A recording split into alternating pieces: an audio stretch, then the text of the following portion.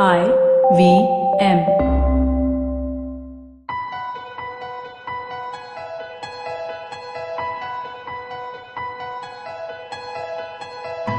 Hello, welcome to the Sponge Podcast. Today we're going to be talking about Chapter 17, a new business pitch that wasn't quite. With me as always is Ambi Parameswaran. Obviously it's his book, but hi Ambi. Hello, good to be back. Yes. So you know what, let's get right into it, right? A new business pitch that wasn't quite. And I mean, you start off the chapter with a really interesting story about how you first met Pradipta Mohapatra. How did you set that? How did that get set up? What happened over there? This is around, I think, 1989 or 90. I for some strange reason, I decided to base myself in Chennai and look after the southern operations of Ulka Advertising. And their southern operations were in tatters, except for one branch in Cochin, which was somewhat profitable, or the other two in Hyderabad and Bangalore were very badly off. And I said, I'll base myself in Chennai, try and set up the Chennai office, but also try and sort out the rest of the southern offices of Ulka. Mm-hmm. So I was based in Chennai. I had a small little office, maybe I think we had one secretary and one account executive or something like that. It was a very small office. And on a flight from Chennai to Bangalore, I bumped into an old friend, Chinan Das, who was the head of Times of India for the southern region based in Chennai. So I knew him from my account executive days. I knew him from 1979. So he said, Ambi, what are you doing? I said, no, I've now come back into advertising and I'm based in Chennai. So he said, what accounts are you handling? I said, no, in Chennai I have pretty much nothing, but I'm, kind of running around Hyderabad, Bangalore, sorting some things out. So then he said, Yaar, Ambi, there is this fantastic guy who's moved to Chennai. He's come as to take over the Spencer's, the department store in Chennai, and he's part of the RPG group, and, you should meet him. So I said, look, I don't know him, so how do I go and meet him? He said, no, next week are you in town? I said, yeah, I'm in town. So he said, okay, let me set it up. So I think the next, weekday, I think Wednesday or Thursday, I get a call from Chinan saying, look, come to Connemara Hotel, bar, and, Pradipta is coming and I want you to meet him. So I landed up there at 7 or 7:30. Chinan was already there talking to Pradipta Mohapatra. I said hello to Pradipta Mohapatra. Chinan introduced me saying, Ambi is an old friend. We've known each other for more than 10 years. And Chinan has a way with words. So he praised me to the skies. He's a great guy. He's worked in advertising, worked in marketing, this, that. And he told, Pradipta, you'll love meeting this guy. So I said, yeah, thanks. And then Chinan left. Right. So I was left with Pradipta. So Pradipta, I'd not met him before. And so we started talking. And Pradipta was telling me about his career, what all he's done, worked with Dunlop, and then moved the Dunlop. Then, Chabrias and RPGs had bought Dunlop together, and then they separated. So when they separated, Pradipta moved with RPG, and RPG had just acquired the Spencer asset in Chennai. He moved to, kind of look after it and set it up. And he was telling me that. And I told him about my career, where I had worked before, advertising, then marketing and, brand management and all that stuff. So, it was a very easy flowing conversation. And Pradipta is a great one to tell interesting stories. So he kept telling us stories about working in what's the difference between working in a multinational and a Babu company and how you need to manage the various things. And so I think the conversation lasted probably 2 hours. And never in that 2-hour conversation did I tell Pradipta, I want his business. Right.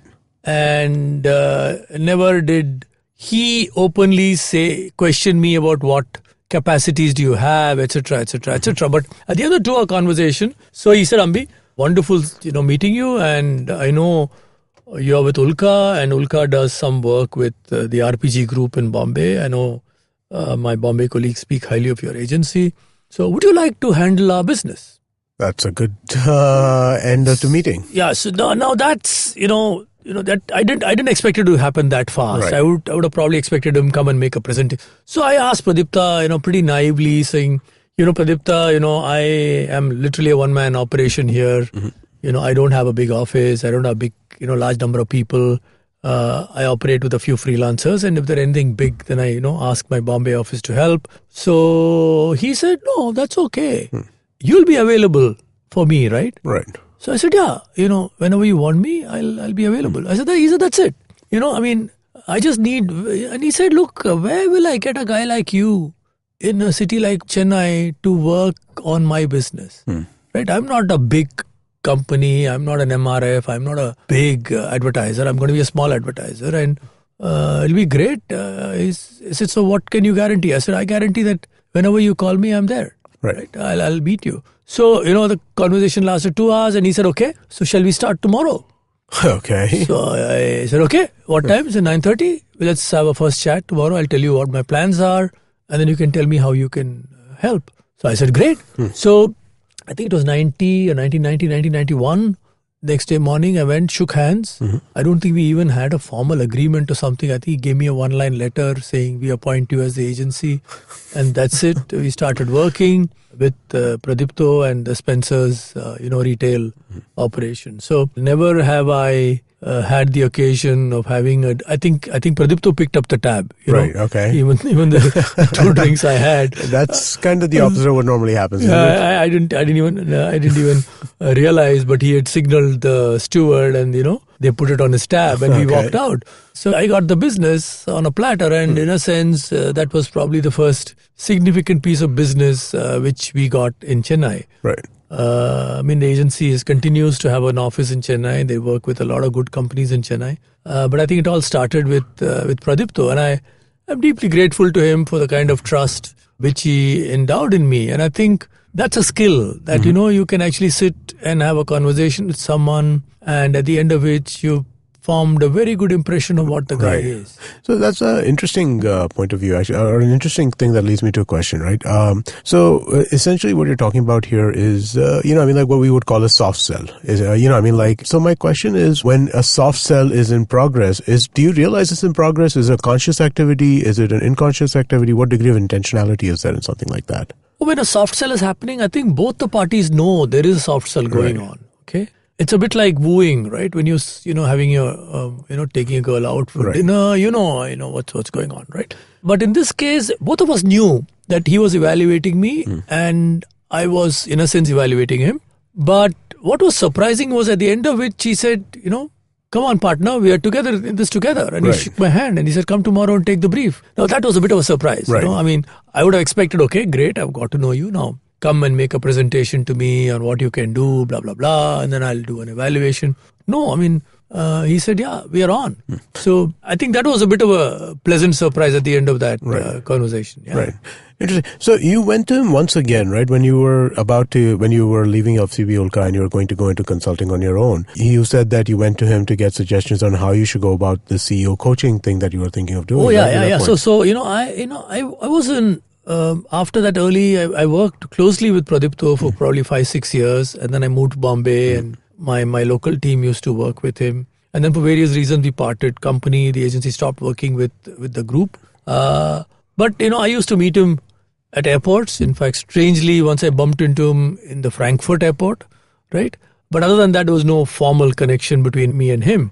And when I was getting out of Ulka from a full-time job, and I was kind of looking at various things to do, one of the things which a dear friend suggested, I think I've written about it, Dasharath Raman, who's ITC, suggested to me that, Ambi, you should get certified yourself as a coach. So I told Dash, look, Dash, you worked in big companies. You worked in ITC, you worked in Heinz, you worked in big companies. No, I worked basically in advertising. How can I be an executive coach?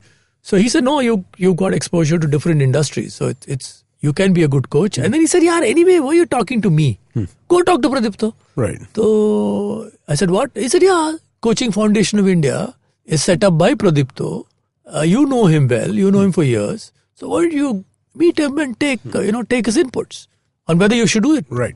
And with you, he'll be straight. He said, yeah, I know he'll be straight with me. So I called up Pradipta, and Pradipta said, I'm going to be coming to Bombay next month. I'll meet you.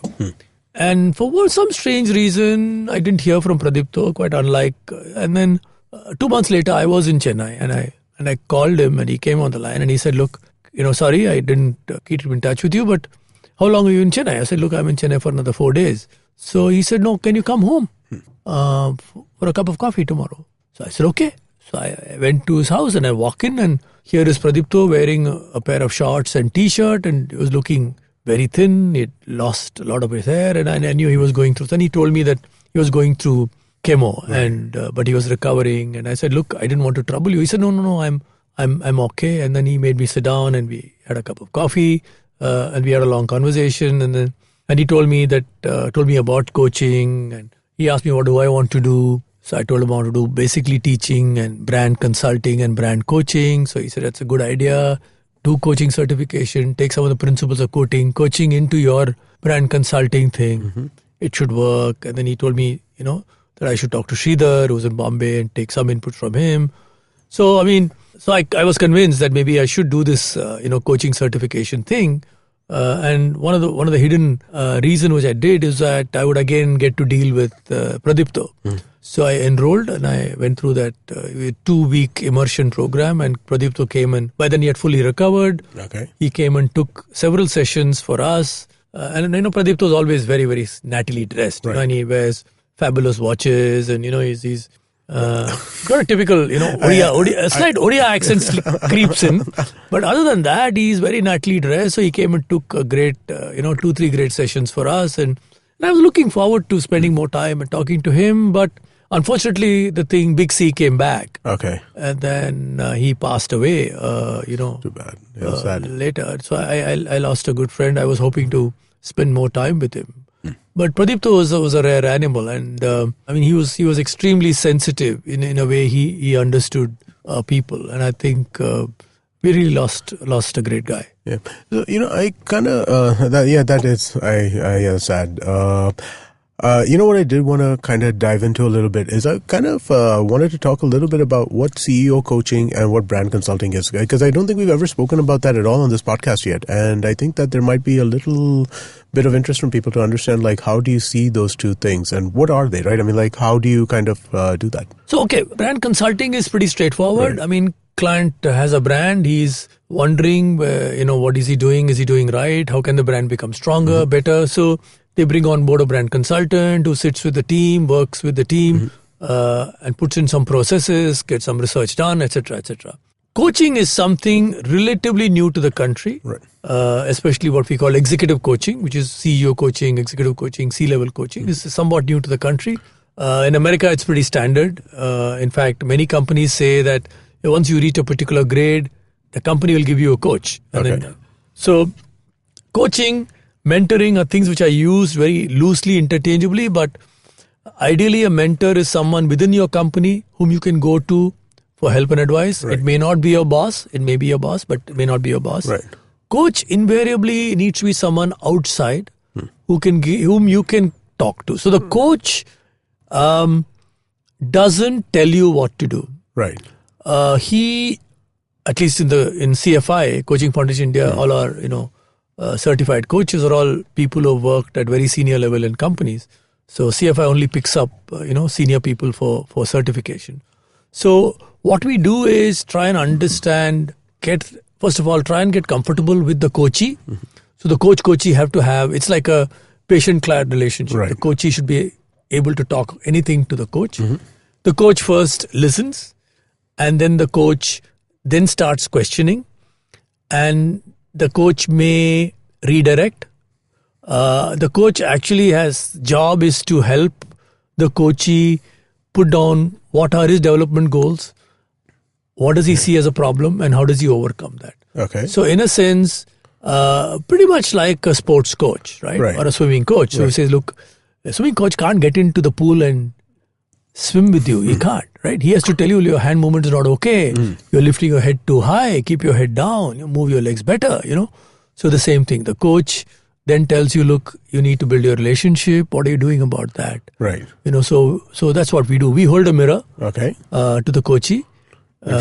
And then we tell the coachee, these are the 3 things which you need to do. Right. And we'll meet every month to review what progress you're making. For example, this coachee, senior executive in a company, his biggest problem was he was not he had an issue with one of his senior directors. Okay. So as we start discussing, there is a problem.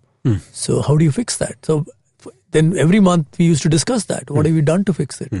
And then he made progress, on that. So you may find out something, which is the issue, which may be obvious to you, but to the coachee it is not so obvious. Right. And then you get the coachee to work on that. Interesting. So, in the earlier parts of your chapter, you discussed a little bit about, especially when you're talking about Pradipta, you were discussing personality tests like Myers-Briggs. And let's talk a little bit about that. But before we get into that more detail, do you use tools like this in your existing business? In the coaching and in that in the coaching, in the executive coaching area, do you use these kinds of personality tests and do you use them in shorthand? Yeah, we do. We have a VIA test, VIA 23 strengths test, which we use standard, that we use with every coachee almost. Myers-Briggs, there are varieties of Myers-Briggs available. Myers-Briggs is really a personality indicator. So there are 4 dimensions. So there is either how do you go about taking decisions? Right. So you can be extrovert or introvert. Right. Or you can be sensing or intuition. Right. You can be thinking or feeling. Or you can be judging or perceiving. So people who are used to the Myers-Briggs testing, which is MBTI, have acronym for all this. Like, he's a ENTJ type or he's a ETFB type. So ENTJ is an extrovert, sensing, thinking, judging type. Most managers fall into that. They're more into thinking than perceiving. They're more into judging than perceiving. They're more into thinking than feeling. They're more into sensing than intuition, and they're mostly extroverts. Correct. So Pradipta, interestingly, I think was extrovert, but intuition, feeling, and perceiving. Interesting. Okay. So he was an art collector. He was, into finer things and so he was very much into a different kind of a style of a manager, which was interesting. Right. So we use MBTI. We used VIA strengths. Okay. So these are standard things, but as they say, all this needs to be taken in. None of this is cast in stone. Right. It's a tool, not a tool. guide. It's just an indicator. Yeah. You may say that these are only indicators to what areas you need to look at in order to develop. Right. But there's no point. I mean, today MBTI, a free version of MBTI is available. Yes, I've seen those. And it's easy to do. It calls me NBTJ, which I don't think makes much sense. No, you probably ENTJ. Yeah, sorry, ENTJ. I'm not an extrovert. So, I mean, first off, that seems wrong to me. Yeah, that seems wrong to you, but that's what the test says, right? So, you better believe it. Okay, I guess so. Okay, so, so my main takeaway from this chapter, right? I mean, as I was going through the chapter, is that business is about relationships, right? I mean, if you want to kind of succeed in businesses, you have to nurture certain relationships. What would your thought on that be? I mean, do you think that I'm right in that contention about this chapter and just broadly? 100%. I think, every relationship, business relationship or even outside, is based on some rational and some emotional issues, right? And one of the big things I learned dealing with someone like Pradipta is that how can you have, in coaching we have this what is called powerful conversation, right? So how can you have a powerful conversation with a person and at the end you pretty much know what the guy is like, and it's not too difficult. Right. So you can spend an hour with someone at the end, all CEOs, all senior executives have that skill, right? So you can actually meet a guy, spend an hour with him or her, and then pretty much know whether you can trust the person. Yeah. So I think that's the great skill. And I think if you want to be successful in business, in entrepreneurship, you need to develop an ability to sense a person. You need to figure reliability needs to come into, you should be able to tell that. Yes, that's true. Exactly. Yeah. That's it. That's it. Yeah. Awesome. Excellent. So I think that's a great place to stop this chapter, and we'll be back next week with the next chapter, which is the story behind a logo. And thank you, everybody. Yeah, thank you.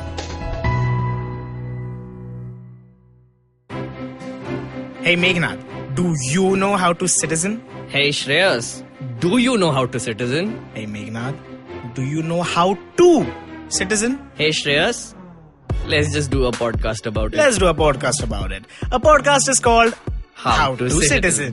In every episode, we get a new guest and discuss one chapter from the 8th grade civics textbook. Think about it as three friends revising before a test. And we go back to school. There's nostalgia, there's trauma, there are lunch breaks, there are favorite teachers, there are horrible teachers, there's everything. So every Tuesday, we bring in a guest on the podcast and we ask them a very simple question.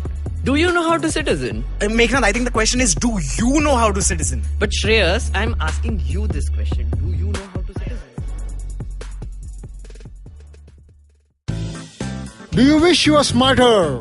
Well, so do we. But the next best thing? We could make you sound smarter. And to help you with this endeavor, we are Simplified, a podcast that attempts to break down the complex world around you with a little knowledge, a lot of poor jokes, and a ton of random trivia. Episodes out every Monday. On the IVM Podcast app or wherever you get your podcasts. See ya!